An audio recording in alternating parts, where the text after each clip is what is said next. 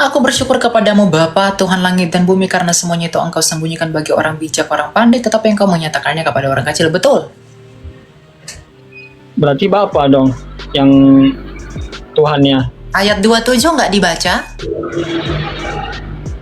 Ayat 27 nggak dibaca? Emang apa isinya? Semua telah diserahkan kepadaku oleh Bapakku.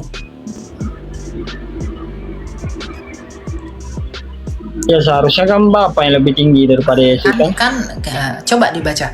Semua telah diserahkan kepadaku oleh Bapakku, dan tidak seorang pun mengenal anak selain Bapa, dan tidak seorang pun mengenal Bapa selain anak, dan orang yang kepadanya anak itu berkenan menyatakannya.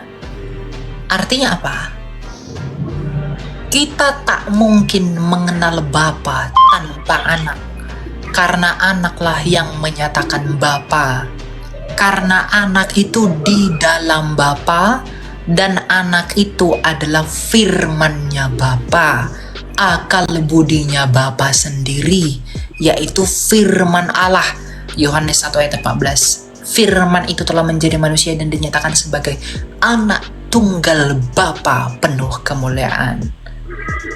Tolong coba jelaskan apa beda Yesus, Bapa sama anak tunggal gitu. Oh, Bapa itu adalah sebutan kepada Dia Allah yang Maha Kuasa sebagai Ya Allah tuh siapa? bukan Ya Allah Allah. tuh. Kami tidak kenal Allah. Allah Jadi itu apa Tuhan dasar? bangsa Arab. Kami tak kenal Allah. Iya, jadi dasarnya di Alkitab tuh ada nama Allah dari mana? Allah Itu gitu. kan kami duluan di tanah Arab daripada kalian. Kalian kan baru lahir di abad ke-7 toh dari nabimu. Kalau kami sudah ada di abad pertama. Kami duluan yang menggunakan bahasa Arab daripada kalian. Nabimu belum lahir. Kitab suci kami sudah selesai. Jadi jangan berpikir nama Allah itu punya agamamu. Enggak. Kami udah duluan memakai itu. Kitab suci kami sudah dikanonkan gereja Katolik. Baru 400 tahun setelah itu Nabi lahir. Iya toh? Jadi jangan berpikir nama Allah itu punyamu. Enggak. Loh kok keluar Pak? Masuklah. Jangan ngopi. Nggak kedengaran suaramu. Halo? Kenzi?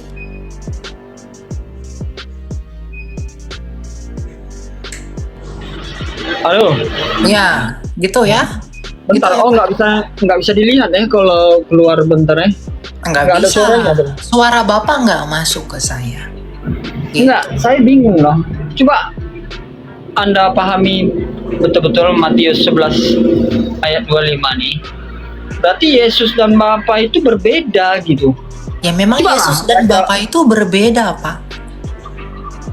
Iya, memang Yesus dan berbeda. Bapa itu berbeda hypostasis. Seperti tubuh Bapa berbeda dengan pikiran Bapa. Tapi sama-sama manusia toh. Yesus yang adalah anak dengan Bapa itu berbeda, tapi sama-sama Allah. Tapi bukan berarti ada dua Allah atau tiga Allah. Sama seperti kamu punya tubuh, kamu punya pikiran atau firman, kamu punya roh. Tubuhmu manusia, nggak mungkin tubuh ayam. Pikiranmu adalah manusia, nggak mungkin Enggak. kucing. Oke, Dengar dari mana dulu, kalian dengar dapat? dulu. Dari mana kalian dapat kata-kata seperti itu? Maksudnya dari mana kok bisa anak Yesus, anak Dia putra? disebut anak, dia disebut anak karena dialah yang melakukan pekerjaan Allah Sang Bapa yang keluar dari diri Bapa sendiri. Makanya firman itu disebut anak, Yohanes 1 ayat 14. Gitu loh. Berarti Jadi Tuhan dia disebut anak bukan karena kawin brojol. Enggak Pak, jangan pakai pikiran orang Arab, jangan pakai pikiran orang Indonesia untuk menilai pemahaman orang Yahudi. Seperti misalnya, saya katakan anak tangga. Apakah tangga beranak? anak buah. Apakah buah beranak? Berarti Tuhan kalian laki-laki ya?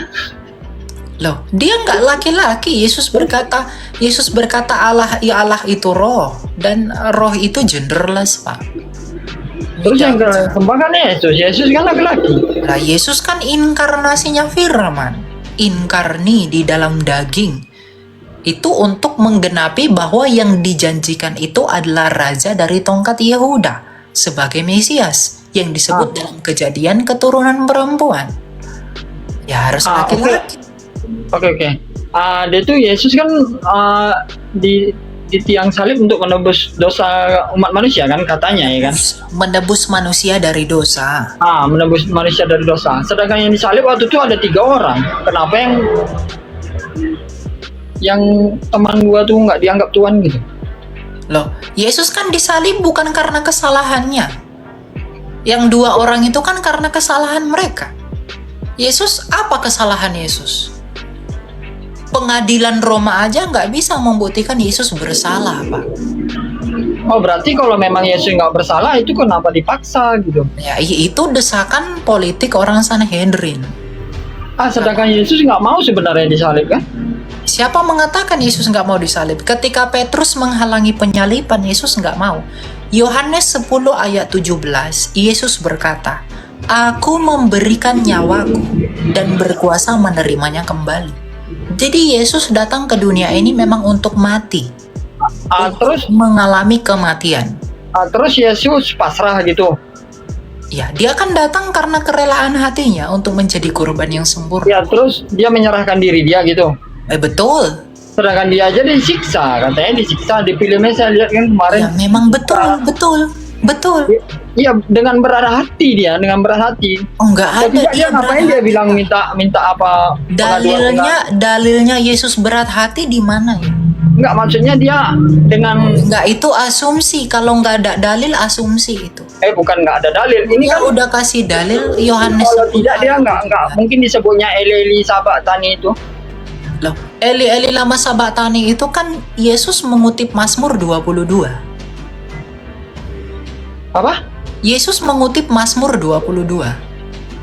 Iya, Eli Sabatani artinya apa? Nah, itu Yesus mengutip Mazmur 22. Apa artinya kemarin? Tuhanku, mengapa engkau tinggalkan aku? Mengapa engkau meninggalkan? Iya.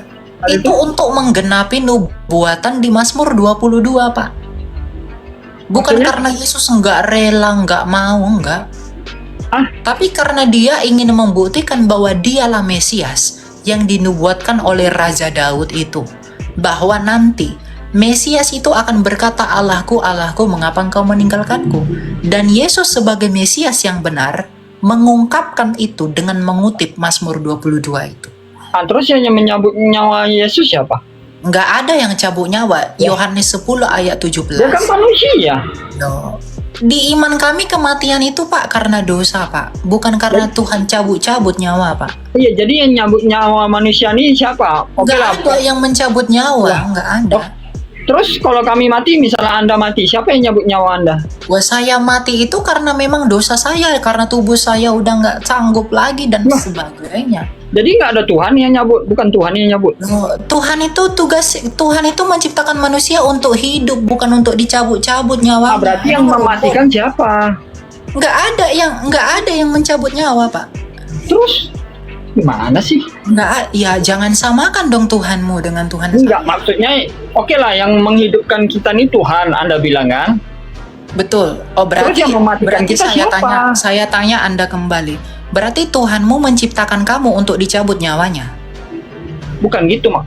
Kita diciptakan untuk kami itu jelas. Kami itu diciptakan untuk hidup kekal, tapi dosa yang menyebabkan kematian. Tuhan tidak pernah ciptakan manusia untuk mengalami kematian. Oke lah. Dosa Jadi yang menyebabkan kematian. Oke, jadi yang mencabut nyawa kita ini siapa? Nggak ada yang mencabut nyawa. Itu kamu terlalu terperangkap dengan dogma agamamu. Jadi kamu percaya cabut-cabut nyawa. Di iman kami itu nggak ada, Pak. Nggak ada yang cabut nyawa. Terus kalau tidak ada nyabut nyawa, seharusnya Anda tahu kapan Anda mati. Oh, justru itu justru karena itu kita tidak tahu. Justru kita nggak tahu kapan kita mati. Gitu loh. Kalau Tuhan ciptakan manusia untuk dicabut nyawanya, buat apa diciptakan? Emang Tuhan main dadu? Emang Tuhan main boneka, main drama gitu? Tuhan ciptakan, berikan nafas, terus nyawanya dicabut gitu. Buat apa, Pak? Tuhan kami nggak kurang kerjaan seperti punyamu. Ya terus kalau nggak Tuhan yang nyabut siapa? Kok bisa? Tuhan tidak mencabut nyawa, gitu. Dia mengizinkan kematian. Tapi bukan dia yang mencabut. Roma 6 ayat 23. Upah dosa adalah maut. Dosalah yang membuat kematian itu ada. Makanya Yesus datang ke dunia ini adalah untuk mengalahkan kematian itu melalui kebangkitannya. Makanya mengapa Yesus datang itu untuk mati? Ya untuk mengalahkan kematian. Paham ya? Gitu ya. Apa? Jadi jangan samakan konsep kamu yang baru lahir di abad ke-7, Pak, dengan kami yang sudah ada di abad pertama. Itu nggak sama. Ya. Karena Anda tidak bisa mengerti apa yang terjadi di abad pertama. Ya gagak lagi pula imanmu bukan lahir di tanah perjanjian. Imanmu lahir di semenanjung Arabia. Yang kita nggak tahu itu daerah mana itu. Ya, jadi jangan pernah samakan konsep-konsepmu dengan konsep kami. Kekristenan dengan Yudaisme itu sepakat bahwa dengan penumpahan darah lah ada pengampunan dosa. Ibrani 9 ayat 22. Nah, kamu beda sendiri ya, itu urusanmu. Ya, coba Anda cermati pertanyaan saya. No. Yang menciptakan kita ini Tuhan, Anda bilang. Tapi yang mematikan kita ini siapa? Anda bilang masa nggak tahu? Kalau memang Anda nggak tahu, berarti Anda tahu kapan Anda mati. Kalau bukan Tuhan yang menyambut nyawa kita. Ya, kita nggak tahu kapan kita mati, kecuali kamu mau membunuh dirimu sendiri. Kita tidak tahu kapan kita mati. Itulah Tuhan yang tahu kapan kita mati. Makanya Tuhan yang nyambut nyawa kita. Tuhan tahu kapan kita mati, tapi bukan Tuhan yang buat kita mati, Pak. Paham nggak maksud saya? Ya jadi siapa? Ya dosa kita yang membuat kita mati, bukan Tuhan yang membuat kita mati. Berarti kalau dosa kita banyak, kita cepat mati gitu? Ya orang-orang berdosa ya pasti mati, semua mati. Semua berarti mati. Anda tak punya dosa? Ya, saya nanti akan mati karena saya punya dosa. Berarti tunggu dosa Anda banyak baru mati gitu? Loh, semua orang berdosa, bayi aja ada yang mati. Itu buktinya bayi itu punya dosa, makanya dia bisa mati. Kalau bayi itu suci, berarti dia seperti Allah, nggak bisa mati dong. Nah, jadi kalau kamu bilang bayi itu lahir suci, ya, dan dia mati, itu tipuan, bohongan itu, nggak bener itu. Karena yang suci nggak mungkin mati. Kalau bayi itu suci, dia lahir lalu mati. Lalu ada yang bilang bayi itu lahir suci, itu bodoh. Tipuan. Bohongan. Gitu ya? Berarti kalau kita diciptakan Tuhan, yang nyambut nyawa kita nggak tahu, kenapa kita harus dimatiin? Kenapa nggak tahu? Saya kan udah bilang yang membuat kita mati itu adalah dosa, kuasa dosa. Dosalah yang membuat kita mengalami kematian, Pak. Karena di Alkitab. Oke lah dosa. Dosanya tuh macam mana dosanya? Maksudnya dosa sebesar apa gitu? Sampai kita mati gitu. Dosa itu kan kuasa maut. Tadi kan saya udah kasih ayatnya, Roma 6 ayat 23. Upah dosa adalah maut. Upah dosa adalah maut. Dosa, setiap orang berdosa pasti mengalami maut. Kematian. Jadi kalau ada orang yang dikatakan suci, itu nggak mungkin mati, tapi faktanya semua orang mati. Ya, jadi orang manusia itu mati karena dosa, karena dosa. Paham nggak? Bukan karena Tuhan ciptakan nih. Tuhan ciptakan Elia, dikasih hidup, terus dicabut lagi nyawanya biar mati. Untuk apa? Kurang kerjaan. Ya kalau Tuhanmu begitu ya itu urusanmu. Suka main-main drama berarti. Punya kami nggak gitu. Gitu loh. Paham enggak? Berarti kalau Yesus mati itu dosa siapa? Loh, dia kan menanggung dosa kami. Galatia 3 ayat 13. Berarti sekarang Anda tak punya dosa dong? Loh, kan tadi saya katakan kuasa dosa. Iya, tapi katanya udah ditanggung sama Yesus. Gimana? Kami itu ketika percaya sama Yesus, ya kami tidak akan mengalami maut kekal, yaitu neraka. Itu yang Yesus, kuasa neraka itulah yang dikalahkan Yesus. Makanya dia menang. Pada hari ketiga dia bangkit. Dia kalahkan kematian itu. Maka kami yang percaya kepada dia akan turut menang seperti dia yang telah menang mengalahkan kematian itu. Dan kami harus mati dulu untuk tubuh yang fana ini digantikan dengan tubuh yang mulia. Karena ini tubuh yang berdosa, nggak bisa masuk kerajaan Allah tubuh berdosa ini.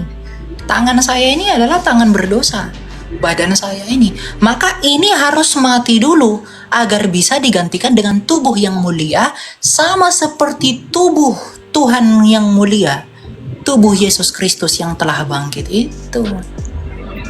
Jadi ketika kami percaya sama Yesus, itu tentang bahwa kami dimenangkan. Kuasa dosa yang tadinya menghakimi kami itu ditransfer kepada Kristus dan dikalahkan oleh Kristus. Makanya dalam Galatia 3 ayat 13 dikatakan, ia dengan jalan menjadi kutuk, menanggung kutuk dosa kita. Karena ada tertulis, terkutuklah orang yang digantung pada kayu salib. Jadi kutuk yang seharusnya saya terima itu digantikan oleh Kristus melalui iman saya kepada Dia. Maka ketika saya percaya kepada Dia dan saya mati di dalam Dia, maka saya pun akan meninggalkan tubuh saya yang berdosa ini, dan pada hari kebangkitan akan dibangkitkan dengan tubuh yang mulia sama seperti tubuhnya Dia yang mulia juga, yang sulung itu, yang pertama bangkit dari semua manusia. Gitu. Karena tujuannya kita sejak semula diciptakan, Kejadian 1 ayat 28 adalah untuk beranak cucu dan memenuhi seluruh bumi dengan kemuliaan Allah tanpa kematian. Makanya di langit bumi yang baru tidak ada lagi kematian, karena maut telah dikalahkan. Oke. Berarti apapun dosa kita hidup di dunia ini ditanggung sama Yesus gitu. Ya kalau kita sungguh-sungguh percaya kepada Dia di dalam walaupun kita membunuh orang, yaitu melawan ya, orang kalau kamu membunuh, kalau kamu ngomong saya percaya Yesus, tapi kamu tetap membunuh orang, tetap nipu orang, kamu mati, kamu tetap ke neraka. Karena iman tanpa bukti itu nggak mungkin beriman. Karena orang yang percaya Yesus itu ditandai dengan bukti, Pak. Buktinya apa? Matius 7 ayat 15. Yesus berkata, dari buahnya lah kamu kenal mereka. Lah, berarti kalau nggak ada bukti semua, kita nih gimana? Ya, bukti orang beriman itu ya kasih, Pak. Kita memiliki kasih. Karena Roh Kudus telah diberikan kepada kita sebagai materai. Jadi orang percaya Yesus, ya, itu nggak hanya ngomong doang, tapi bertindak dengan perbuatannya. Tidak menyukai dosa, membenci dosa. Walaupun kadangkala dia jatuh, tapi bangkit terus. Tapi hatinya jijik dengan dosa, tapi kadangkala dia jatuh. Orang-orang seperti itu diselamatkan. Tapi kalau orang-orang yang orang-orang yang suka ngaku mulutnya percaya Yesus, tetapi dia tidak mau hidup dengan baik, ya orang-orang itu nggak diselamatkan. Itu artinya dia tidak ada Roh Kudus dalam dirinya. Gitu. Sama seperti orang mengaku saya sudah sembuh, kaki saya sudah sembuh, tapi dia nggak bisa jalan kaki. Artinya dia nggak pernah sembuh dong. Gitu ya, Kenji ya. Oke, coba tunjukkan ayatnya mana dia menebus dosa umat manusia. Tadi kan saya udah bilang Galatia 3 ayat 13, Yohanes 10 ayat 17, Yohanes 3 ayat 16. Banyak loh Pak. Gimana sih kau? Udah aku baca dari tadi. Ibrani 9 ayat 22. Kayak mananya kau? Hah? Nggak kau dengar tadi? Kemana? Mana ada lu baca? Kapan pula dibaca? Ya dibaca, makanya saya udah sebutin, ditulis dong biar belajar. Kan kamu bertanya nih, saya menjawab. Nah, kamu yang bertanya menulis apa yang saya jawab. Itu orang belajar.